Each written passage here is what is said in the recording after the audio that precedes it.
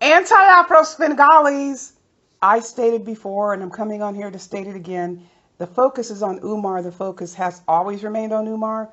The difference has been situations that occurred offline that were being addressed offline weren't brought here to the channel, and that's going to be changing.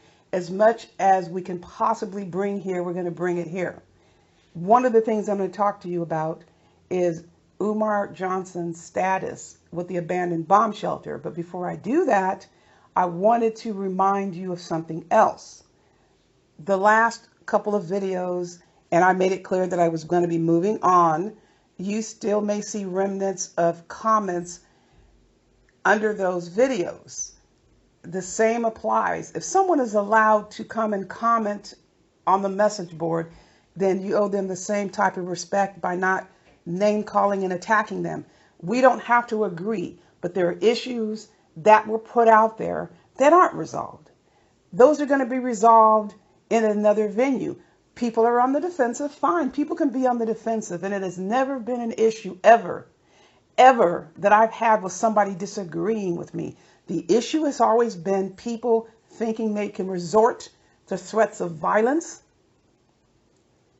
in whatever capacity those are, targeting people and harassing people simply because they don't agree. That is a big difference between somebody giving an opinion that someone else disagrees with. So let's make that distinction.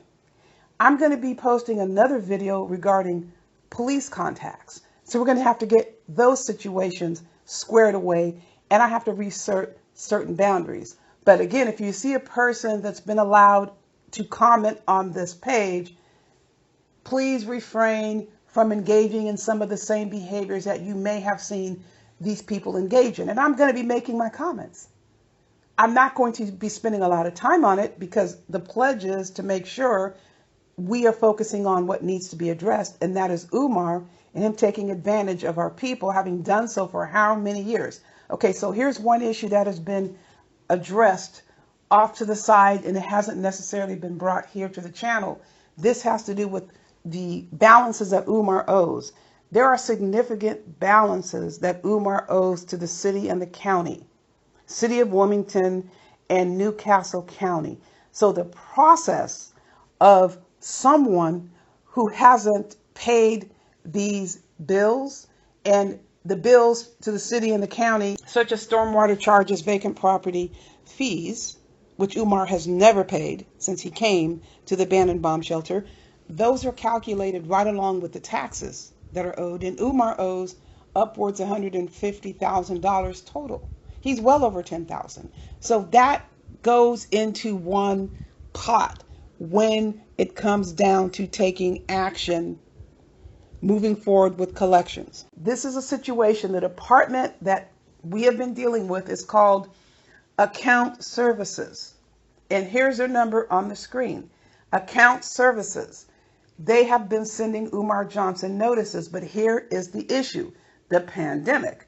Umar last got notices of owing taxes in late 2019, and the process was beginning to take shape, to take form, because he has not paid. Mostly, when you come to all of the bills, he's paid some of the taxes, but he owes a lot more. And he's never paid vacant property fees, and he's never paid the stormwater charges. Umar is on the radar for this property to head towards a sheriff sale. He was saved only because of the pandemic, which is only fair to everyone. However, I spoke to Account Services. They are restarting the process to send notices to, quote, property owners. But Umar last got demands late 2019. As you know, the pandemic came aboard early 2020. Nobody can help the pandemic. One thing is for sure, we also have been in contact with licensing and inspection. And why Umar is so nervous is because he knows the condition of that property is atrocious. They have been on Umar's behind the whole time.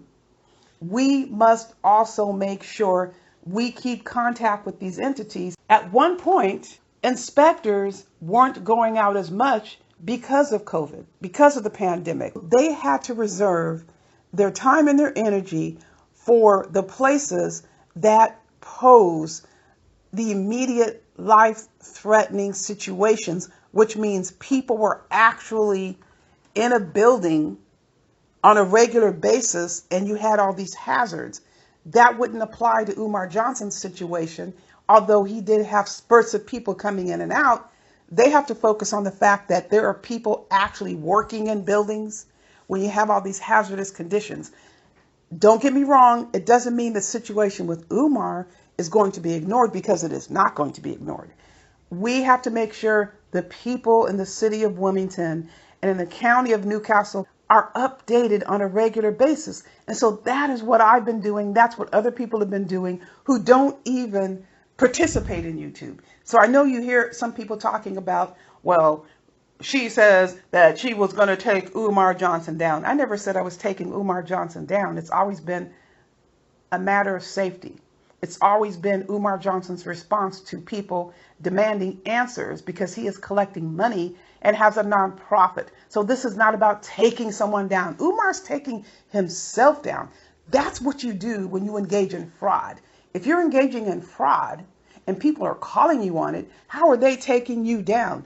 You are the one, the person, Umar Johnson, who is initiating this process and keeping it going by lying to the public. That is Umar Johnson's issue. That is not my issue. We have a right to get answers, and we're going to pursue answers.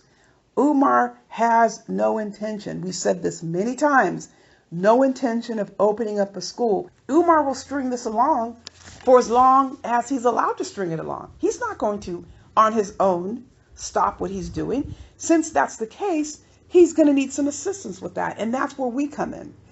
You cannot collect money for years and years on end, acquire a building and claim you're going to be opening a school, and we are 3 years later and nothing has happened.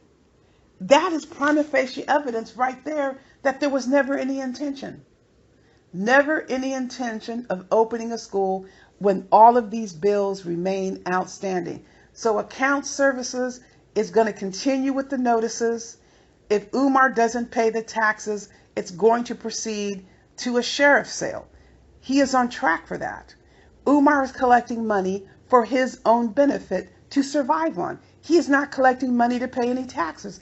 It's very clear, people. You can look at the website, put the parcel numbers in, see for yourself how Umar has not paid in quite some time. And again, the pandemic is a factor, but we know Umar Johnson never intended to pay because he wasn't paying before the pandemic. The pandemic is still affecting a lot of people. Umar, like others, was able to get a reprieve. Umar was not interested in paying any bills on this building because that was never the intent. Absolutely, Umar Johnson is on tap to be held accountable for what he is doing. Meanwhile, licensing and inspections will continue to address issues. That is why you see Umar Johnson running around here fearful. They have been in contact with him. They are making demands because regardless of a pandemic, you don't have a right to keep an unsafe property the way Umar Johnson is doing. Okay, people, before I go, I wanted to say something. I was online and I encountered by accident, while I was looking for something else I had been looking for a while, which was photographic evidence of something. And it was attached to a live stream, and there was a person on there going on and on and on, who I barely even had any communication with, who very briefly attached on to Anti-Fraud Warriors, got a few emails, and went and turned them over to someone on YouTube, as if I'm going to craft a highly sensitive email for someone that I barely even had any communication with. And the information that the person was reciting was information that I had stated publicly, though there's no secret, no confidential information. And this person was saying that I was thirsty. I was so thirsty for someone to help me with the Anti-Fraud Warriors because everybody's bailing. This is her version. That I sought out Officer Pissbury. And I didn't know who he was, but I turned over all this information, and this is why these problems are happening. People, if you ever want to know something, ask me. Because this was the biggest crock of bullshit. The person was acting like the female version of conscious energy. Didn't know anything of what she was referring to. I never had a personal conversation with this person, and she's rattling all this stuff off. Let me tell you, the reason why the increased drive-bys from the police are occurring in Wilmington is because there are people in Wilmington who have been part of anti-fraud warriors for at least 6 years. They are the ones responsible for getting that going. There is no reason for me to be thirsty for anything. I have had pretty much the same people as my support system, mutual support system, for about 8 years. Pretty much. There have been a few people who are very trustworthy who have joined us, who are doing work behind the scenes, and they're not even on YouTube. So people can say whatever they want to say, doesn't mean they know what the hell they're talking about. And absolutely, this person has no clue other than being known for jumping around from panel to panel and claiming she has all these close relationships with all these men. That is a hazard, jumping around from man to man. And you do the math on that. That would be thirsty. Bailing, jumping from panel to panel. If you ever have a question, by all means, ask me. 90% of the time, I think I might be able to give you the answer to the question. But people who claim to have all this inside information, where is all this confidential information? Where is it? Has it ever appeared? No, it hasn't, because they don't have it. We are not the tacky turkeys who go around releasing emails.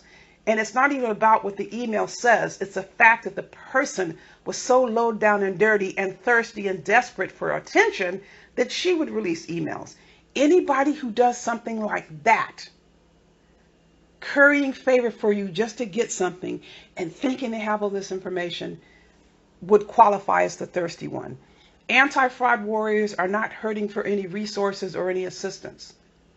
None whatsoever. You all help out, and I appreciate it. But there are people who aren't even on YouTube who have contributed significantly to where we have arrived today, and we have made progress. I'm going to talk about progress in another video, but in the meantime, make sure you heed the warning. Buyer beware.